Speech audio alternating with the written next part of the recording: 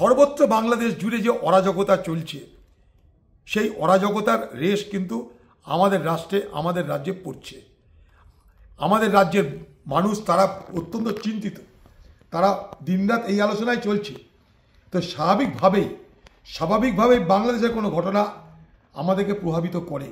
তাই ভারত সরকারের পক্ষ থেকে উচিত যে বাংলাদেশ সরকারের সঙ্গে স্থায়ী একটা এই আমাদের সম্পর্ককে তৈরি করা আবার নতুন করে। কারণ হাসিনার পর যে সরকার এসেছে তাদের সঙ্গে ভারত সরকারের চেনা জানা কম, কূটনৈতিক সম্পর্ক নেই।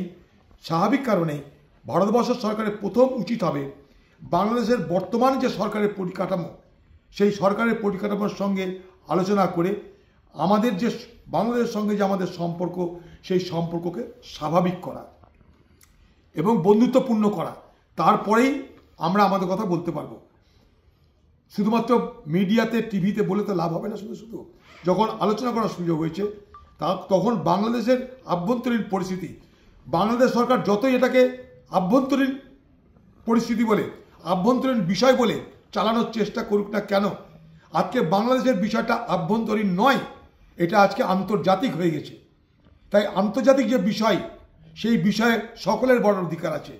তাই বাংলাদেশের সরকার চাইবে যে এটা আমাদের আভ্যন্তরীণ বিষয় বলে তারা কাউকে যাতে এই ব্যাপারে কেউ মাথা না গলায়, তারা মানে কোনো নাক না গলায়, তার জন্য বলার চেষ্টা করবে। কিন্তু আমাদের তরফ থেকে বলা দরকার যে এটা কিন্তু already it has assume A global dimension. এটা অলরেডি এটা একটা আন্তর্জাতিক বিষয় হয়ে দাঁড়িয়েছে। তাই লন্ডনেও আমেরিকাতেও সর্বত্র এটা নিয়ে আলোচনা হচ্ছে। তাই স্বাভাবিকভাবেই আমাদের প্রথম দায়িত্ব হবে বাংলাদেশের সঙ্গে সম্পর্ক আবার পুনঃস্থাপিত করে বাংলাদেশের সরকারকে আমাদের বোঝানোর চেষ্টা করা এবং সেই সরকারকে প্রভাবিত করা যে আজকে বাংলাদেশের যে আভ্যন্তরীণ যে গণ্ডগোল হচ্ছে, সেই গণ্ডগোল কিন্তু শুধুমাত্র আমাদের জন্য ক্ষতিগ্রস্ত হবে তা নয়। বাংলাদেশে যারা সরকার পরিচালনা করবে তারা যদি প্রকৃত অর্থে গণতন্ত্র চায়, শান্তি চায়, তাহলে বাংলাদেশের পরিস্থিতিকে স্বাভাবিক করা দরকার।